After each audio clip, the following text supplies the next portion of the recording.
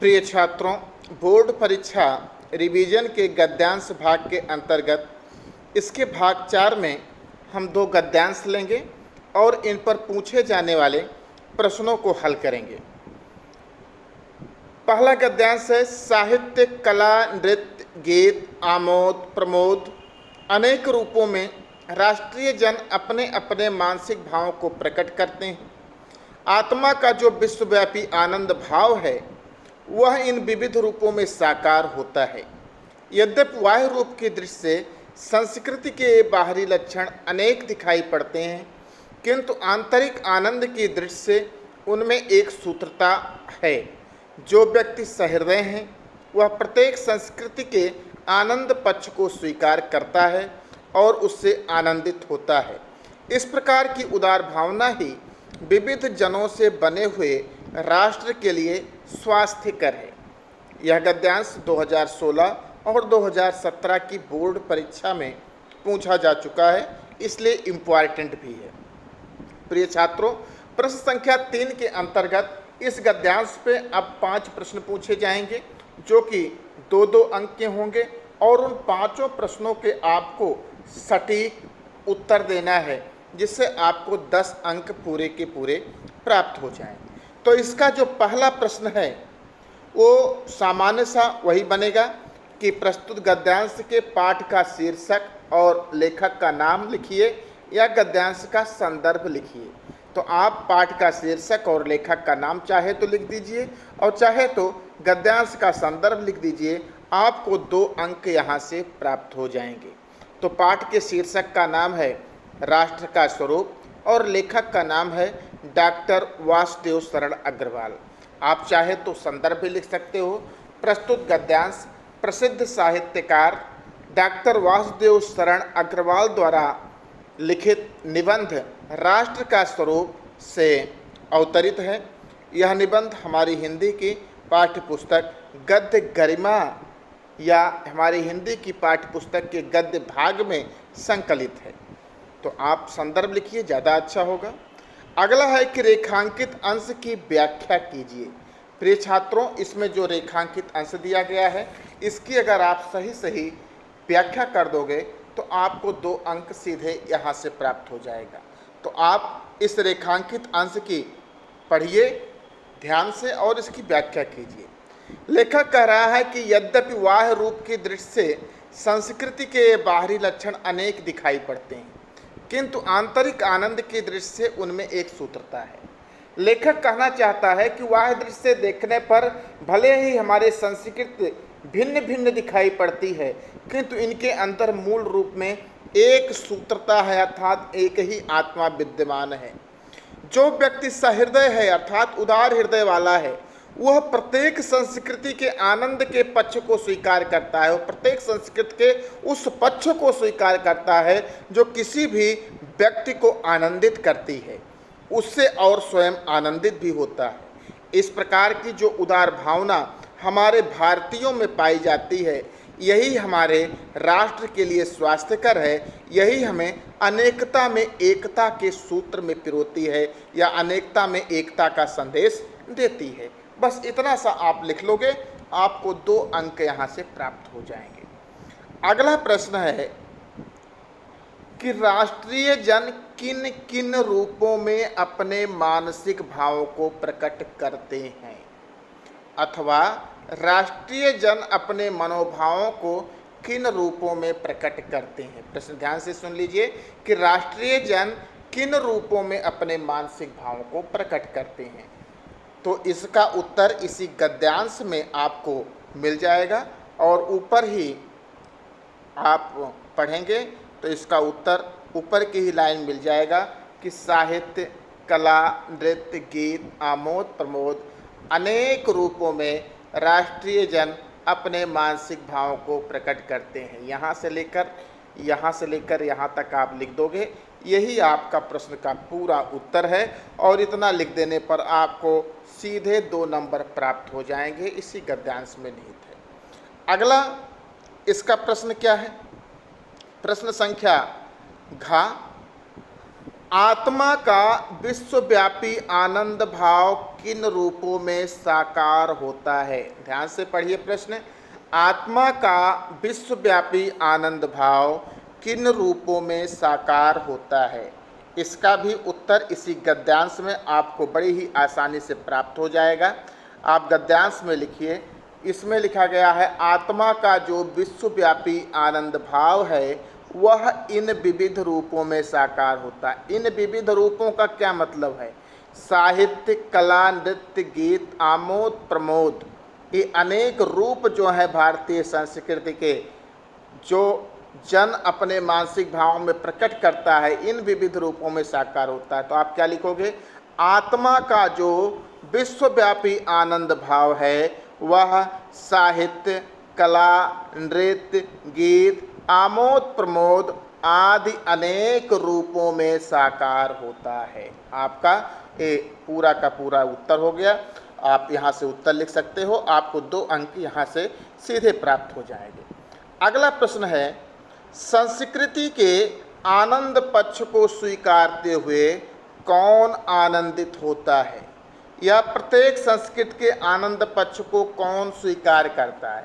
बहुत ही सरल और सटीक उत्तर इस गद्यांश में दिया गया है कि संस्कृति के आनंद पक्ष को जो व्यक्ति सहृदय है वह प्रत्येक संस्कृति के आनंद पक्ष को स्वीकार करता है और उससे आनंदित होता है।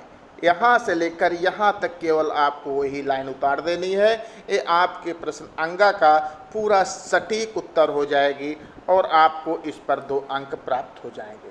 तो प्रिय छात्रों, इस प्रकार से आप एक छोटे से गद्यांश पर थोड़ी से परिश्रम करके आप 10 अंक आसानी से प्राप्त कर सकते हो और ये अंक आपके बड़े काम के हैं, आपकी मेरिट बढ़ाने में उपयोगी सिद्ध होंगे।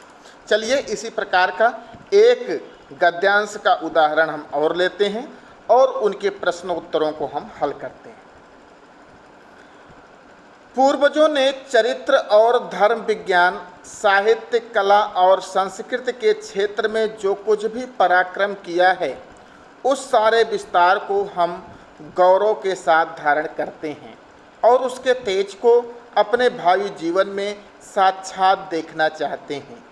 यही राष्ट्र संवर्धन का स्वाभाविक प्रकार है, जहाँ अतीत वर्तमान के लिए भार रूप नहीं है, जहाँ भूत वर्तमान को जकड़ नहीं रखना चाहता वरन अपने वरदान से पुष्ट करके उसे आगे बढ़ाना चाहता है, उस राष्ट्र का हम स्वागत करते हैं।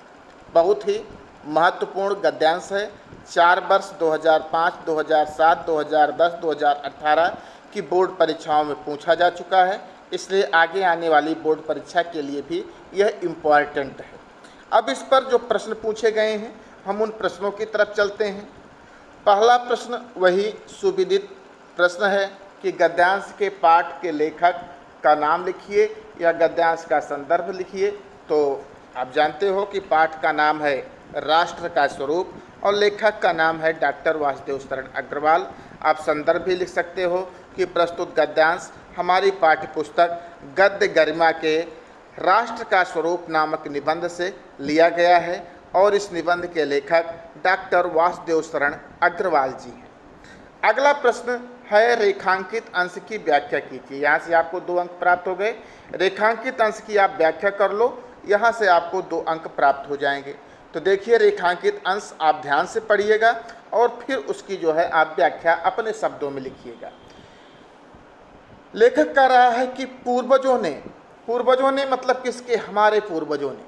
लेखक कहना चाह रहा है कि जो हमारे पूर्वज थे उन्होंने सबसे ज़्यादा महत्व चरित्र को दिया। कहा कि वृत्तम यतनेन संरक्षेत वित्त मायाति यातिचा अच्छीणो वित्तता छीणो वृत्त तस्तु हतो होता। हमें अपने चरित्र की यत्नपूर्वक रक्षा करनी चाहिए। धन तो आता है और चला जाता है। धन अगर नष्ट हो गया तो कुछ नहीं नष्ट हुआ, धन तो प्राप्त किया जा सकता है, लेकिन अगर चरित्र नष्ट हो जाए तो व्यक्ति मरे हुए व्यक्ति के समान हो जाता है।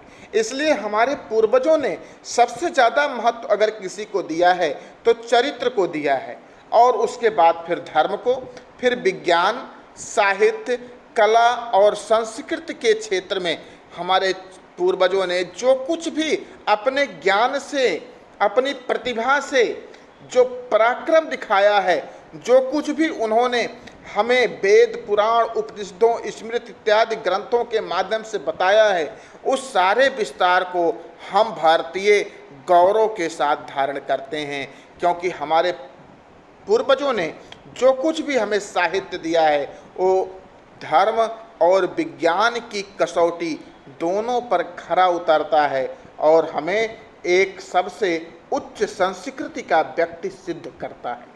तो प्रिय छात्रों, छोटा सा आप इसका अपनी संस्कृति के गौरव का वर्णन करते हुए इसके रेखांकित अंश की सहज व्याख्या कर सकते हैं। अब इस पर तीसरा प्रश्न जो पूछा जा रहा है उसको हम देखते हैं। प्रश्न है, प्रश्न संख्या गा, हम गौरव के साथ किसे धारण करते हैं?